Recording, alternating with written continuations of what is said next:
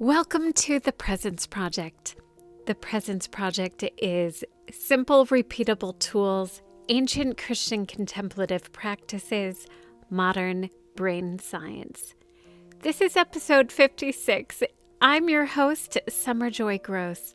I'm an Anglican priest, a spiritual director, a writer, and grateful daughter of God. I'm also naturally curious, a question asker. And long ago, I became tired of vague sermons and esoteric theology, and I love taking spiritual concepts, making them Monday morning practical. This episode is about tending our soul through transition, or more specifically, letting our good shepherd tend our soul so we can be available for the beautiful transformations which often occur during transition. Did you hear what I did there? Transitions have often been bumpy for me, but this year I decided to listen deeper. What did my soul need as I moved through transition? I noticed 6 stages, and my goodness, I might add 1 or 2 later in the coming years. But I noticed 6 stages. When I listened to my spiritual direction clients, I began to hear a similar story. Much like the stages of grief, these 6 stages through transition are messy. We often need to double back, to progress slowly, and to revisit. Remember, liminal spaces are much like walking through a forest road in heavy cloud. So here are the 6 R's of soul tending through transition. We need to rest, to recognize or name the transition, to receive attunement, to feel seen, safe, soothed, and secure in safe relationships. Next, to retreat, to reflect, and finally, to reorient. And don't worry, I'll walk us through each one. In some ways, it is a pathway, a straight line. For instance, we do need rest before we force new habits. And maybe we recognize the cost of the transition months later and circle back to name the depth of our loss. Or we might jump trying to reorient our prayer life and realize that we've treated ourselves as a sergeant in boot camp, ordering ourselves into a place in line rather than listening to God's deeper invitation. So last week I shared about how my prayer life fell apart when I went to seminary. I could feel shame wag his finger.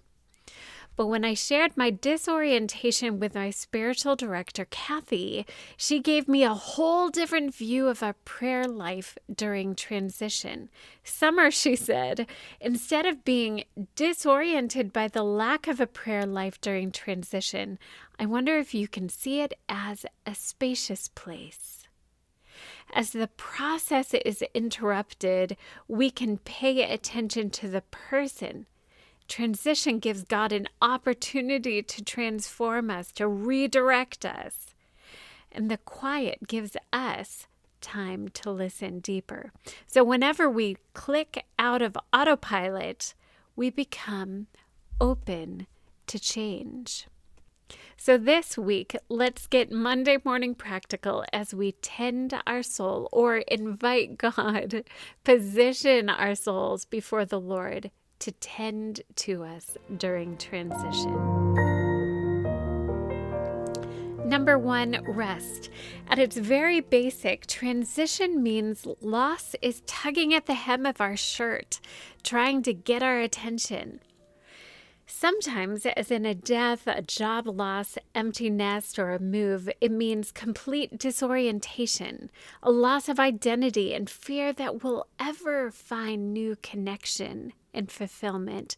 There's so much to process. Transition is tiring, and I don't know about you, but if I'm exhausted, despair is usually close at hand. So if you are experiencing a lack of hope, start with rest.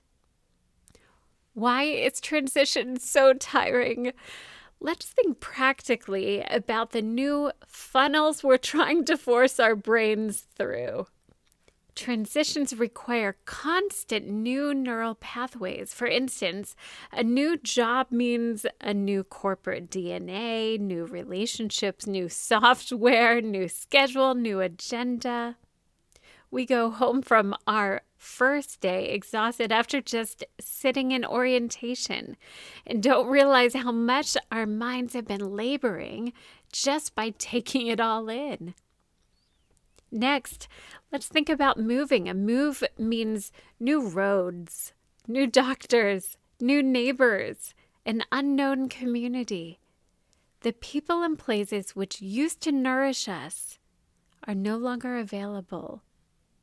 We have glimpses of a new life, but we have to carve it out of nothing.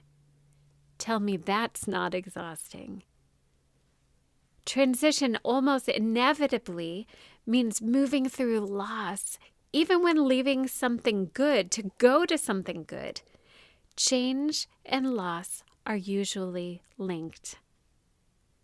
Terry Wardle says that the amount of grief we experience will correspond with the weight of what was lost. Many of us will try to beat grief at its game by staying busy, perpetuating exhaustion and a lack of hope. Until we give our bodies time to recover, we will quickly move out of our window of tolerance and find ourselves directing our anger inwards or outwards. When I'm resting during a transition, I focus on being gentle with my body. Naps, healthy food, long, slow walks, searching for beauty, sunshine, baths, and solitude. This is where we slow down our living to the present moment, orienting to just right here and right now. If we try to hurry through a transition, it will catch up to us later. My favorite prayer practice during this season is just a very simple breath prayer. You can learn more about breath prayer in the first 6 episodes of the Presence Project podcast. Also, centering prayer. I talk about centering prayer in an episode called Centering Prayer, Freedom from Worry. When we're resting during a transition, we give ourselves the gentle gift of living 10 minutes at a time, feeling the kindness of God as we pull up the soft cream blanket, experience a warm embrace, and taste His goodness in the banana bread we pull from the oven. I actually have one downstairs. We allow ourselves to remember we are creatures with bodies. One of the things it's taken me a long time to learn is that until my body is tended, my soul will not be able to receive. Second, we name and recognize the cost of the transition. We talked about naming our transitions, whether they're full earthquakes or just tremors, last week on the Presence Project podcast. We talked about naming the cost of the transition by putting a number on the Richter scale. So why is this helpful? I encourage you to listen to your self-talk. As you walk through transition, what words are you using? Shame pounces when we have a low experience of control.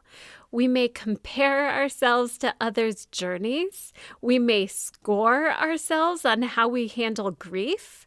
We dismiss our needs and ignore the signs of wear on our souls. We do violence to ourselves when we devalue the hard work of moving through transitions. So as we seek to put our finger on the cost of transition, we can schedule an extra session with our spiritual director or therapist. Sometimes we can't name the cost ourselves, but perhaps others can ask us questions to get at the heart of the loss and companion us as we walk through the fog of disorientation. During this stage, I'll often go back to Julia Cameron's artist pages and freehand 3 pages a day. It can feel awkward and frustrating at first, and that is because we don't want to hear what our pain is telling us. We don't want to see our self-talk on the page. But I want to encourage you, give yourself permission to be uncensored. Because as we allow our inner life to find voice on the page, or correspondingly in relationship, we'll begin hearing the whispers of our deeper longings, the desires which, when we allow them to come to the surface, will help to point the way to our next season. Number 3, receive. Receive attunement. During transition, we often feel, as I've used this word over and over, disoriented, a loss of a sense of identity. 20 years ago, in a magazine article, Martha Beck wrote that in liminal spaces, like a caterpillar dissolving inside a chrysalis, we become person soup. I've never forgotten that term. When we're in transition, we desperately need attunement, someone else to reflect back to us the truth of our identity. This is a time to gather our long-term safe friends, a college roommate perhaps, or a sister. I've loved this idea. During hard seasons, one of our Presence Project listeners invites her 3 closest friends for what she calls attunement weekends. They all fly to a metropolitan area and share a hotel room, going to the art museum and sharing the heart and holy stories over sushi. When the storm gets really strong, I encourage you to image God holding the truth of your identity in the hollow of his hand. He holds the truth of who we are, even when we're struggling to remember.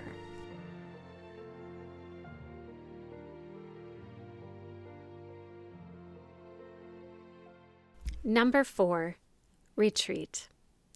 In retreat, we create space to stay connected to God's presence in solitude.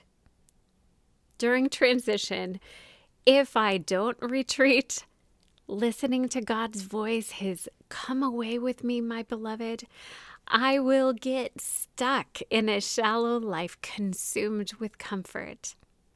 And this is how I know it's time to schedule a retreat when I'm in transition. If I'm Netflix binging or nurturing purely materialistic dreams, spending too much time on Pinterest or Instagram, if I don't retreat, I won't turn to reflect.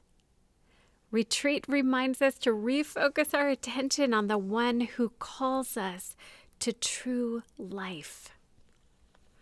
At its most basic, retreat is unscheduled abiding. It's finding time where you're not caretaking. So whether you schedule a few nights at a retreat house or monastery nearby, or take time to switch houses with a friend who also needs a retreat, unstructured quiet gives God time to speak. My personal favorite type of retreat is a silent retreat in tandem with friends at an Airbnb, choosing solitude during the day and companionship during the evening hours. Often, on day 2 or 3 of a retreat, I'll come to a new receptivity of the season. not exactly acceptance yet, but I'm starting to look for the gifts of the new season. I'm holding it with curiosity. So here's another thought. Maybe you don't just need a retreat. Maybe the transition is an inner change. Maybe you're discerning a vocation or a job change. Something quiet is happening within you, and it takes all of your ability to pay attention. In pilgrimage, we hold a question for a period of time. We listen as we walk, holding that question whether we travel, walk a labyrinth, or just walk our neighborhood sidewalks. I'll never forget the young 30-something in tan pants and white t-shirt with a giant backpack making her way by herself through Europe. She stopped at Le Brie in Switzerland, where we were in residence for a semester. And I remember having breakfast with her at one of the pine tables. And she was making a transition from being a museum curator in New York City. And although she had an art history degree, she could sense God inviting her to something new. So she was spending a full month traveling, holding her question, allowing God to unfold the answer over time. So maybe you can't get up and go, but you can schedule shorter hikes or a series of weekly retreats. During seminary, I held Saturday mornings for this kind of pilgrimage, walking down King Street, Alexandria, Virginia. I walked into one coffee shop after another, reading, sketching, and journaling, and asking God questions. During our 10 years in parish ministry in Michigan, I would take a bag of retreat supplies to the Douglas Beach, spreading out a blanket, cranking up an umbrella, settling in for a few hours. Sometimes a retreat is just for rest, for napping in the presence of God. He knows what we need. Sometimes a retreat is just about leaving home to let outer beauty transform our inner landscape. A retreat is where we begin to refocus our hearts towards a surrender to our beloved Jesus. We remember that He is good. We remember that He is in the boat with us, King over the wind and the waves of our storm. We're still in the middle of the liminal space. We're still in the boat, but God is inviting us to remember He is Lord. Number 5, reflect. Once we're rested and refocused toward the voice of our Abba, reorienting our lives towards His purposes for us, we're ready to reflect. So here are a few reflection questions. You may want to get out a journal and pause between the questions. First, what would you like to celebrate from this last season?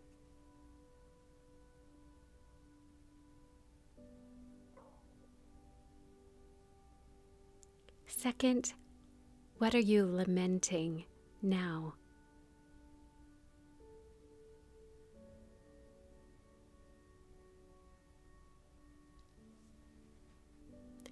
Next, what longings of your heart keep coming up asking to be paid attention to?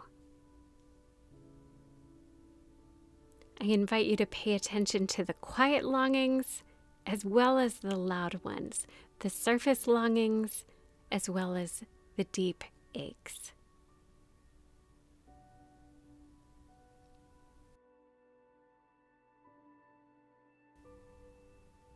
Here's another question. I want you to remember a time period in your life where you were living with a sense of strength, body, mind, and spirit. Are there any practices from those times that the Lord would invite you to engage now? Are they hints about how you were created?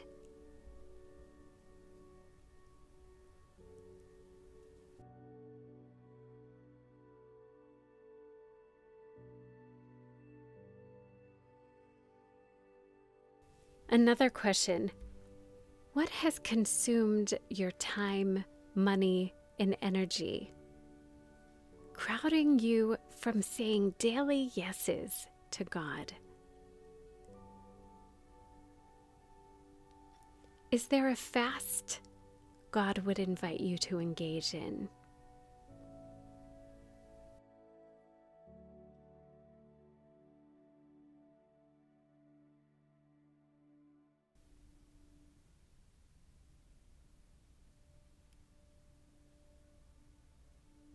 A few more questions.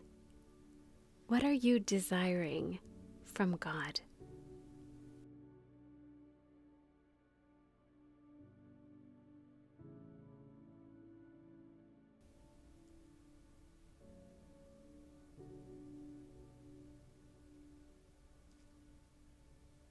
Next, what does God desire from you, His beloved?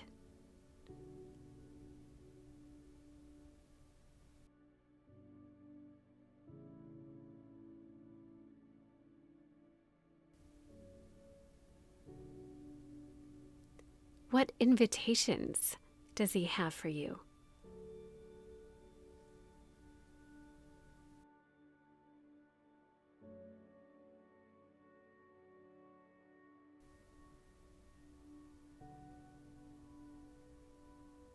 And finally, is there a prayer practice you sense Him inviting you to try?